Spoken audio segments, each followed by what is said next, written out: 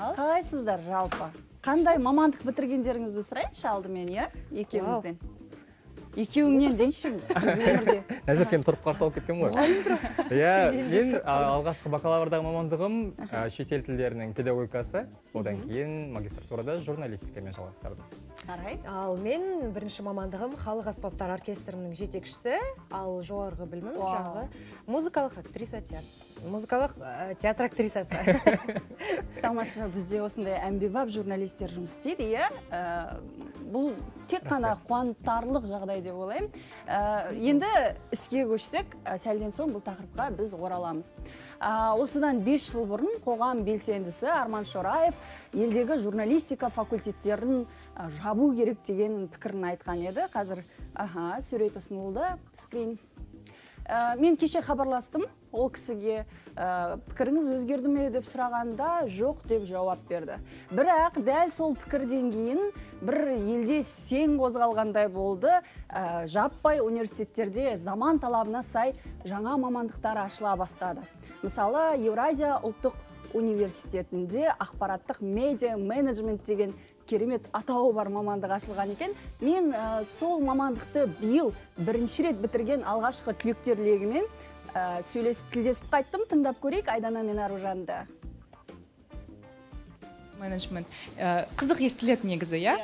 Сол қызық естілгеннен кейін қызығып бардық та, бірақ ішінде сосын оқи бастағанда түсіндік. Кім біз? Қандай адам боламыз, қандай маман боламыз деген секілді.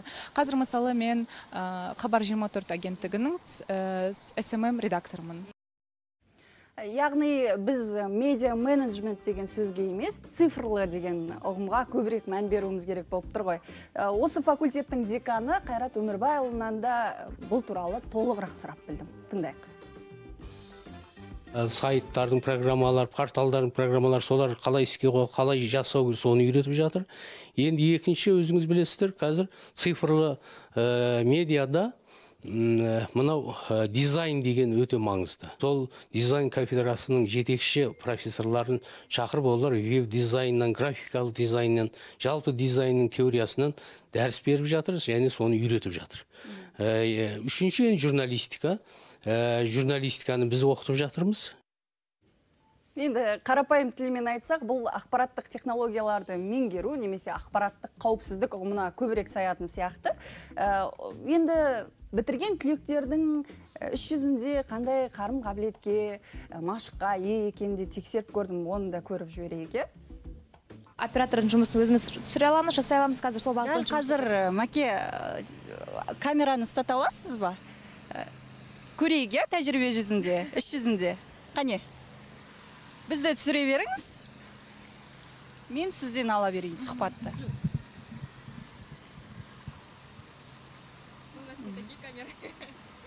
Қандай камералар сіздерде?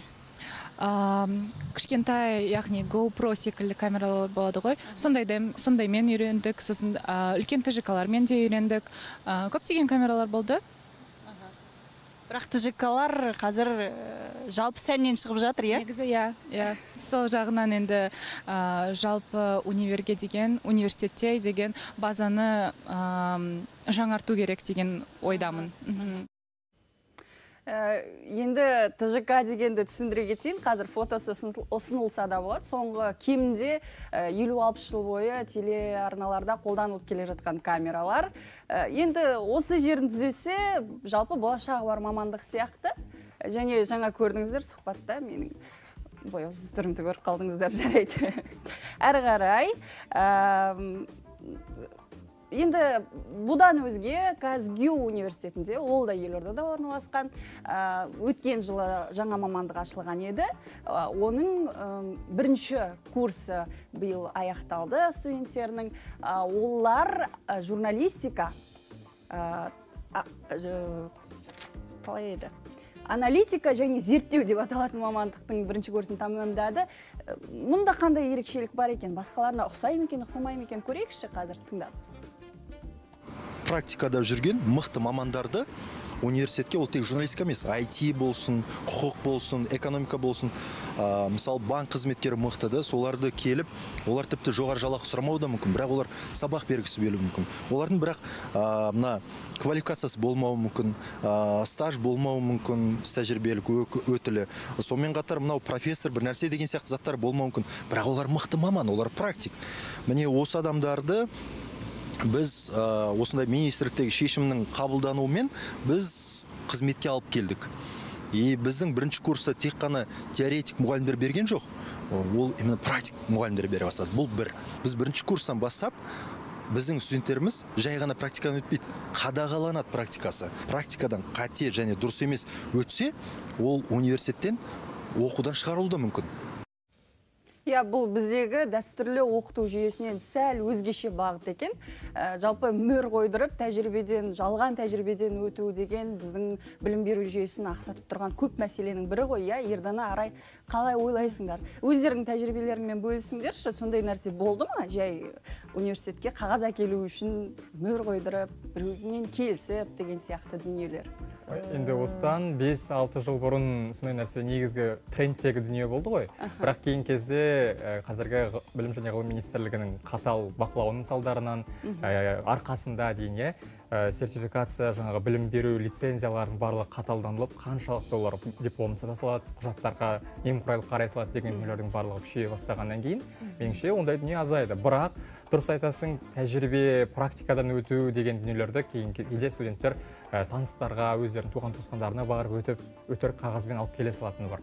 Ал ол практика деген ең қажетті, нағыз сенің шыңдалып өсетін жерің ғой. Сондықтан ондай дүниеден бас тартып, қашудың, жалқаулап танытудың қажеті жоқ сияқты. Іздену керек дейсің ғой. Осы туралы мен журналистиканы шетелде де, біздің елде де оқып көрген журналист, продюсер Әли Әшімнен сұрап көрдім. Екі жақты салыстырды сұхбатында. Көрейік, тыңдайық. Қазақстанда 6 жыл журналистиканы оқыған адам ретінде және ақш-та 2 жыл білім алып салыстыруға мүмкіндігі бар адам ретінде айтайын деген басты мәселе ол бізде журналистиканы ескі методикамен оқытады, ескі оқулықтармен оқытады және ескі ұстаздар оқытады. Кешірім сұраймын бұл сөзім үшін.